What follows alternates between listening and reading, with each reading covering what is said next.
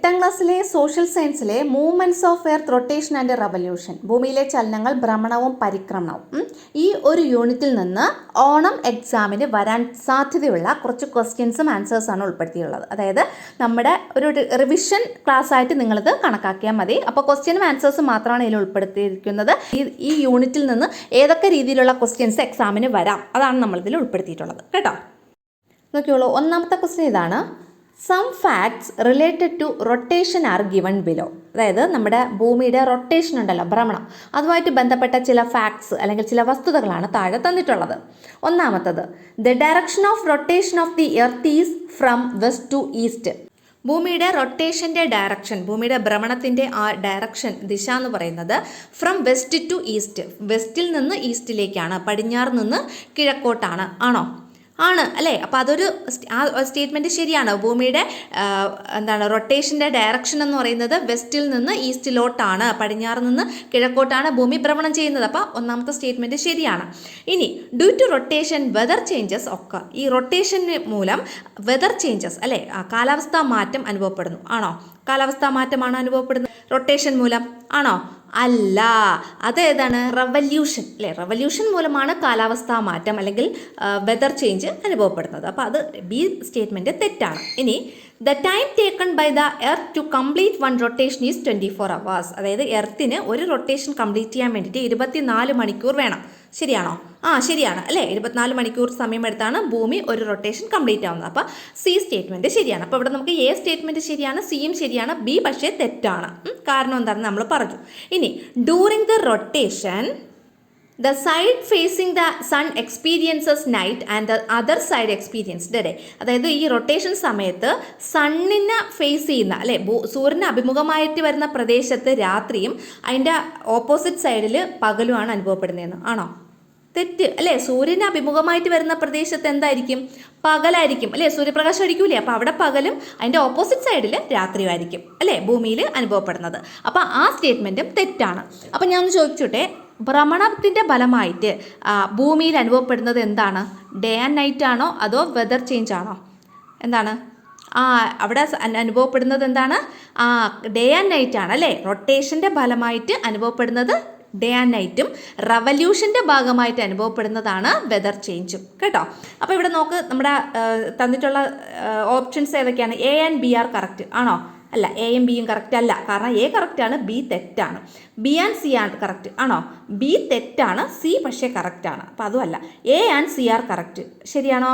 എയും സിയും ആണല്ലോ ഇവിടെ കറക്റ്റ് അല്ലേ? അപ്പോൾ ഏതാണ് ഓപ്ഷൻ? മൂന്നാമത്തെ ഓപ്ഷനാണ് കറക്റ്റ്. അപ്പോൾ A and C are correct എന്നുള്ള ഓപ്ഷൻ. അപ്പോൾ അതിൻ്റെ മലയാളം മീഡിയംകാർക്കുള്ളതാണ് കൊടുത്തിട്ടുള്ളത്. ഭ്രമണവുമായി ബന്ധപ്പെട്ട ചില വസ്തുതകൾ ചുവടെ നൽകിയിരിക്കുന്നു. ഭൂമിയുടെ ഭ്രമണദിശ പടിഞ്ഞാറ് നിന്നും കിഴക്കോട്ടാണ്. ശരി അല്ലേ? ഭ്രമണത്തിൻ്റെ ഫലമായി കാലാവസ്ഥാ വ്യതിയാനങ്ങൾ സംഭവിക്കുന്നു. തെറ്റ്. ഭ്രമണത്തിൻ്റെ ഫലമായി രാത്രിയും പകലുമാണ് സംഭവിക്കുന്നത്. കാലാവസ്ഥാ വ്യതിയാനം സംഭവിക്കുന്നത് എന്താണ്? പരിക്രമണത്തിൻ്റെ ഫലമായിട്ടാണ്. ഇനി ഭ്രമണം പൂർത്തിയാക്കാനായി ഭൂമി എടുക്കുന്ന സമയം 24 മണിക്കൂറാണ്. ശരി അല്ലേ? ഭൂമി 24 മണിക്കൂർ എടുത്താണ് ഭ്രമണം പൂർത്തിയാക്കുന്നത്. പരിക്രമണം പൂർത്തിയാക്കാൻ 365 ദിവസങ്ങൾ അല്ലേ? ഇനി ഭ്രമണവേളയിൽ സൂര്യൻ അഭിമുഖമായി വരുന്ന ഭാഗത്ത് രാത്രിയും മറുഭാഗത്ത് പകലും അനുഭവപ്പെടുന്നു. തെറ്റ് അല്ലേ? ഭ്രമണവേളയിൽ സൂര്യൻ അഭിമുഖമായി വരുന്ന ഭാഗത്ത് പകലും അതിൻ്റെ മറുഭാഗത്ത് രാത്രിയുമാണ് അനുഭവപ്പെടുന്നത്. അപ്പോൾ ഇവിടെ ശരിയായിട്ടുള്ള സ്റ്റേറ്റ്മെൻറ്റ് എയും സിയും മാത്രമാണ്. അപ്പോൾ ആ ഒരു ഓപ്ഷൻ ഏതാണ്? മൂന്നാമത്തെ ഓപ്ഷൻ എയും സിയും ശരിയാണ്, അതാണ് കറക്റ്റ് ആയിട്ടുള്ളത്. അടുത്ത ക്വസ്റ്റ്യൻ നോക്കാം. അടുത്ത ക്വസ്റ്റ്യനെ ലുക്ക് അറ്റ് ദ പിക്ചർ. താഴെ ഒരു പിക്ചർ തന്നിട്ടുണ്ട്, കണ്ടല്ലോ? നമ്മുടെ ഭൂമി, നമ്മുടെ ടെക്സ്റ്റിലുള്ള അതേ പിക്ചറാണ്. ഭൂമിയുണ്ട്, അതിൻ്റെ അപ്പുറത്ത് സണ്ണുണ്ട്. നോക്കിയുള്ളൂ. ഒന്നാമത്തെ question, what is the name of the imaginary line that separates night and day?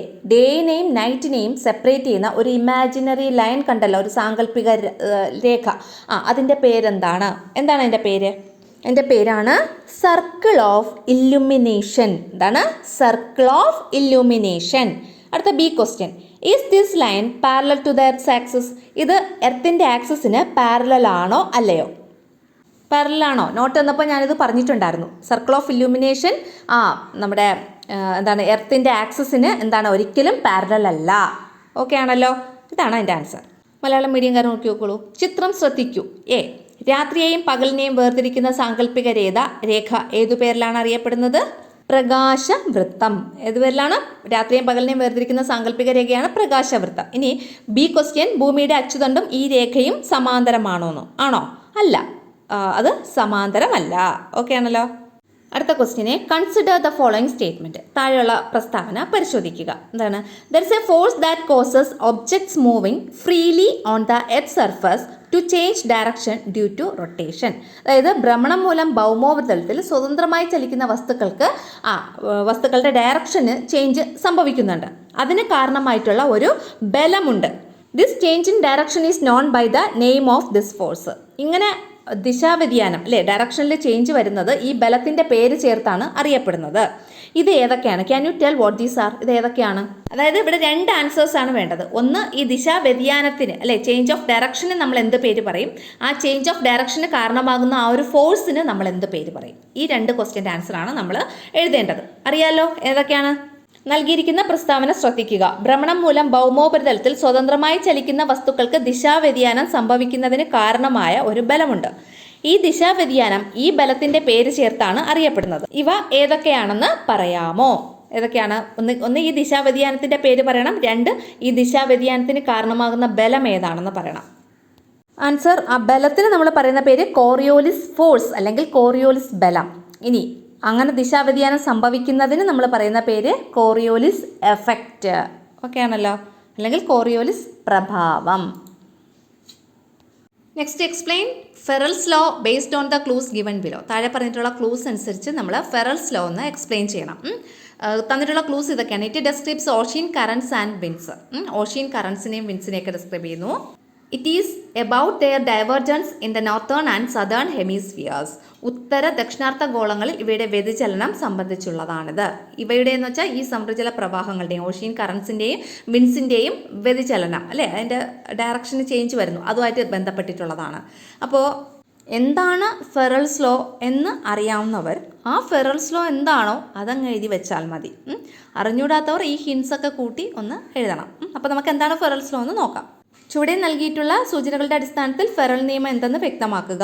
സമുദ്രജല പ്രവാഹങ്ങളെയും കാറ്റുകളെയും പ്രതിപാദിക്കുന്നു. ഒന്നാമത്തെ ഹിന്റ്. രണ്ടാമത്തെ ഹിന്റ്, ഉത്തര ദക്ഷിണാർത്ഥ ഗോളങ്ങളിൽ ഇവയുടെ വ്യതിചലനം സംബന്ധിച്ചുള്ളതാണ്.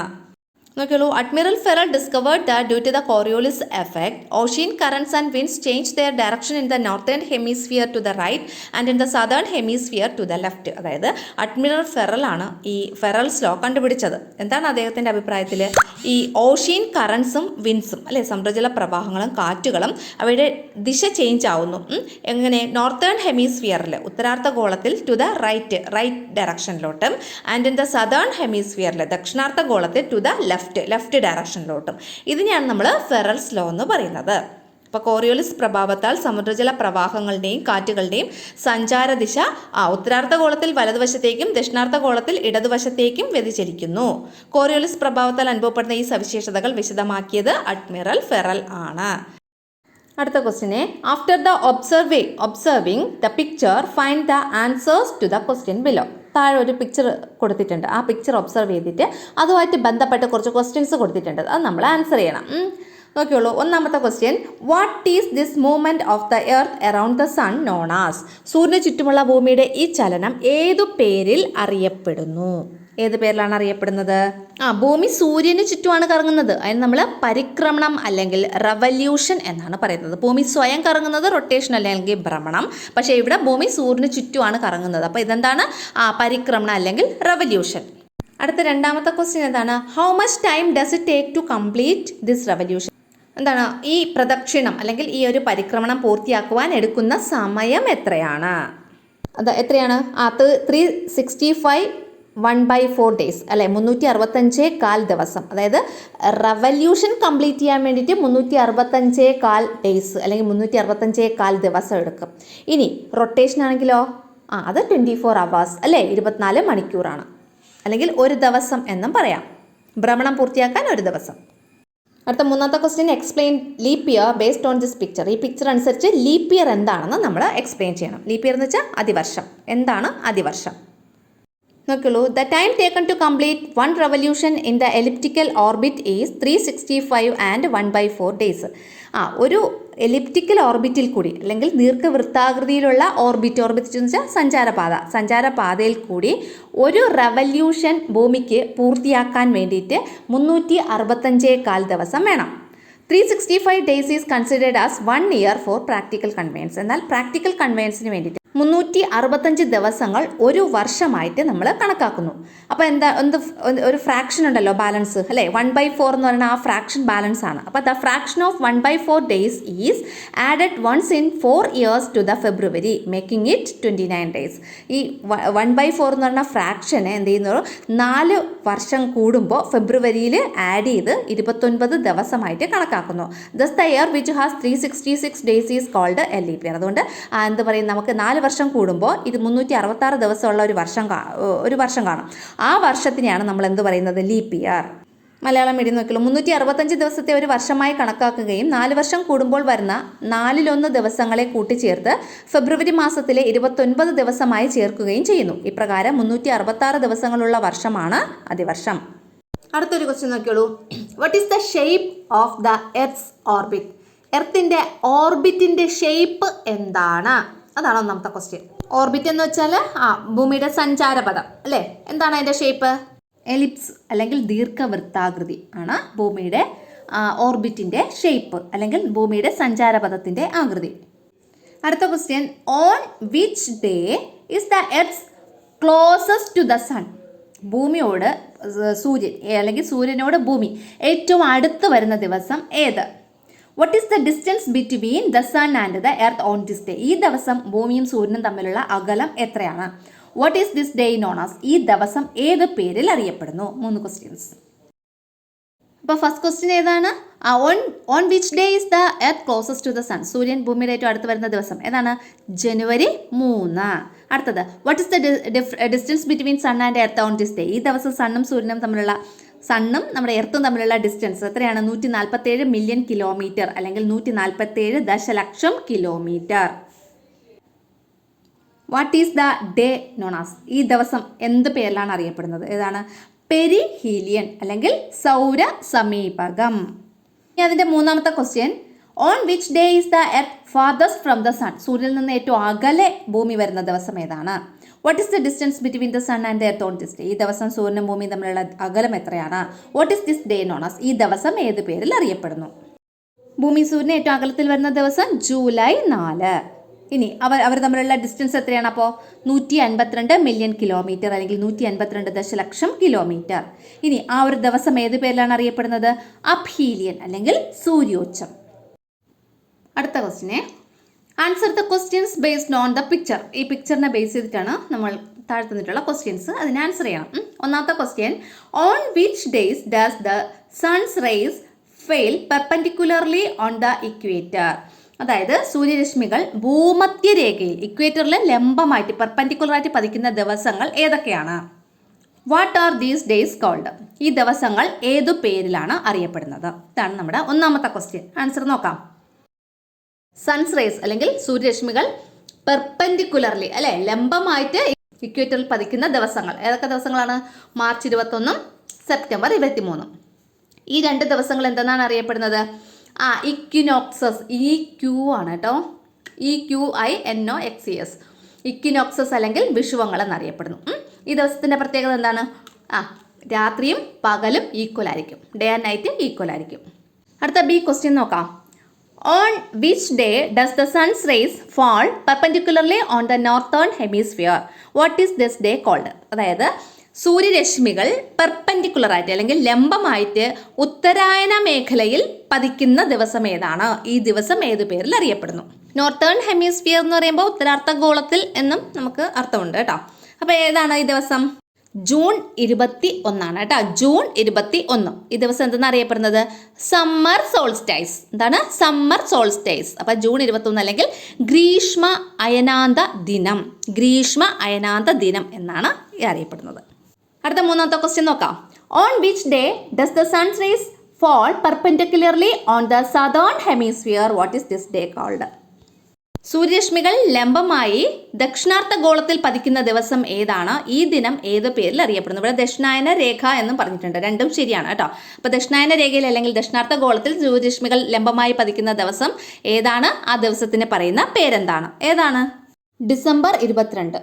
ഏതാണ് ആ ദിവസം? ഡിസംബർ 22 ആ ദിവസത്തിന് നമ്മൾ പറയുന്ന പേര് വിന്റർ സോൾസ്റ്റൈസ് അല്ലെങ്കിൽ ശൈത്യ അയനാന്ത ദിനം. മനസ്സിലായോ? അടുത്തത് ലുക്ക് അറ്റ് ദ പിക്ചർ. താഴെയുള്ള ഈ പിക്ചർ നോക്കൂ. What is the name of the day when the sun's rays fall perpendicularly on the tropic of Cancer on June 21? അതായത് ജൂൺ 21 ഉത്തരായന രേഖയിൽ സൂര്യരശ്മികൾ ലംബമായി പതിക്കുന്ന ഈ ദിനത്തിന് പറയുന്ന പേരെന്ത്? നമ്മൾ ഇത്തിരി നേരത്തെ അതിൻ്റെ ആൻസർ പറഞ്ഞു. വേറൊരു ഫിഗർ വെച്ചിട്ട് നമുക്ക് ചോദിച്ചു. അപ്പോൾ നമ്മൾ അതിൻ്റെ ആൻസർ പറഞ്ഞു.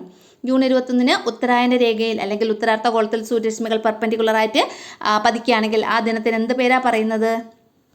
സമ്മർ സോൾസ്റ്റൈസ് അല്ലെങ്കിൽ ഗ്രീഷ്മ അയനാന്ത ദിനം എന്നാണ് പറയുന്നത്. അടുത്ത ക്വസ്റ്റ്യൻ നോക്കാം.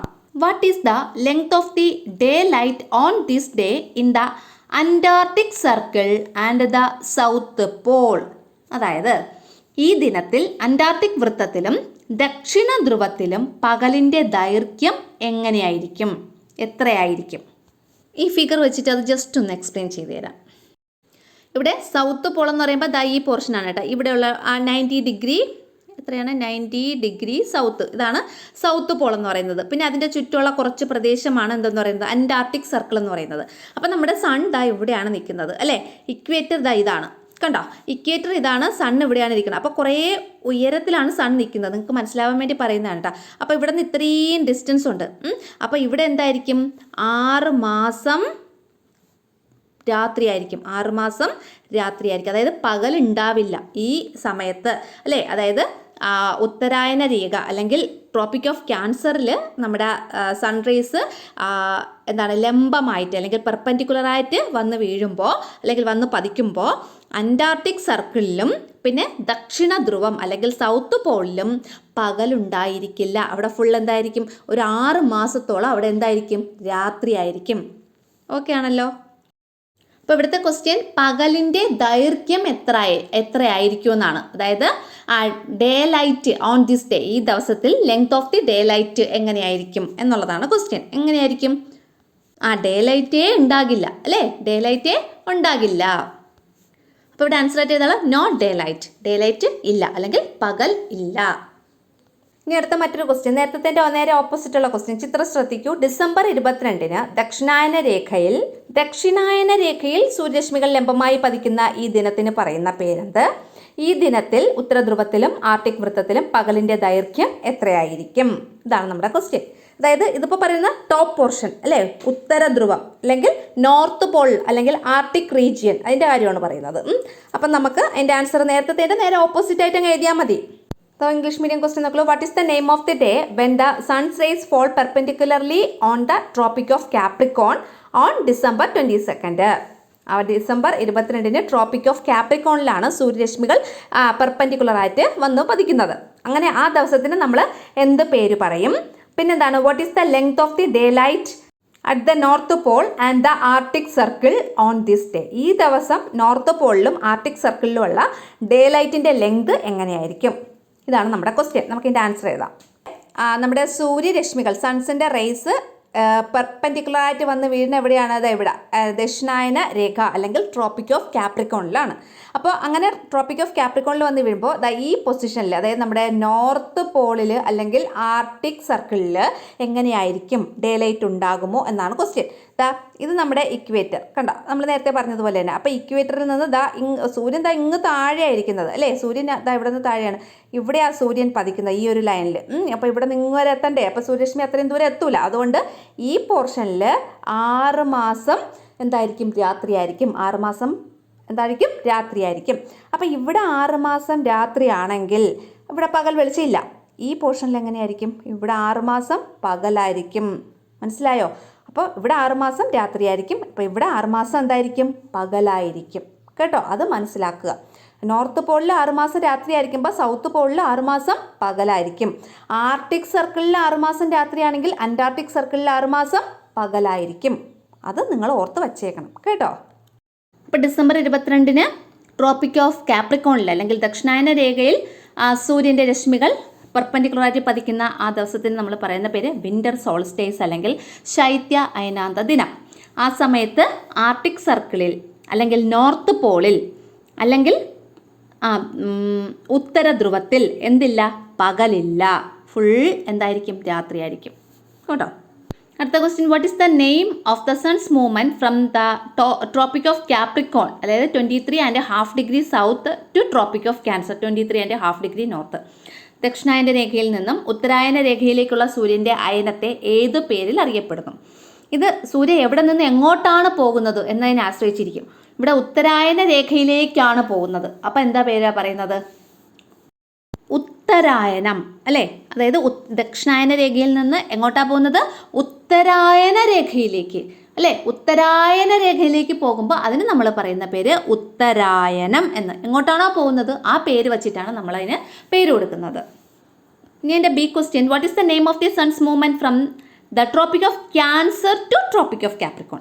ട്രോപ്പിക് ഓഫ് ക്യാൻസറിൽ നിന്ന് ട്രോപ്പിക് ഓഫ് കാപ്രിക്കോണിലോട്ട്, അതായത് ഉത്തരായന രേഖയിൽ നിന്നും ദക്ഷിണായന രേഖയിലേക്കുള്ള സൂര്യൻ്റെ മൂവ്മെൻറ്റ്, സൂര്യൻ്റെ ചലനം, അതിന് പറയുന്ന പേരെന്താണെന്ന്. എന്താണ്? എങ്ങോട്ടാണ് പോകുന്നത്? ദക്ഷിണായന രേഖയിലേക്ക് അല്ലേ. ദക്ഷിണായന രേഖയിലേക്ക് പോകുന്നെങ്കിൽ അതിന് നമ്മൾ പറയുന്ന പേര് ദക്ഷിണായനം അല്ലേ. അപ്പോൾ ഇവിടെ ആൻസർ ദക്ഷിണായനം. മനസ്സിലായോ? അപ്പോൾ ഈ ഒരു ചാപ്റ്ററിൽ നിന്ന് ഈ രീതിയിലുള്ള ക്വസ്റ്റ്യൻസ് ആയിരിക്കും നമുക്ക് എക്സാമിന് വരുന്നത്. എങ്ങനെയുള്ള ക്വസ്റ്റ്യൻസ് ആണ് നമ്മൾ പ്രതീക്ഷിക്കേണ്ടത്. അപ്പോൾ ഇതുപോലുള്ള കൂടുതൽ ക്വസ്റ്റ്യൻസ് ഉൾപ്പെടുത്തി നമുക്ക് വീഡിയോസ് ചെയ്യാം കേട്ടോ. അപ്പോൾ ഇത് ഒരു റിവിഷൻ ക്ലാസ് ആയിട്ട് നിങ്ങൾ കണക്കാക്കുക കേട്ടോ ഈ ഒരു യൂണിറ്റിൻ്റെ.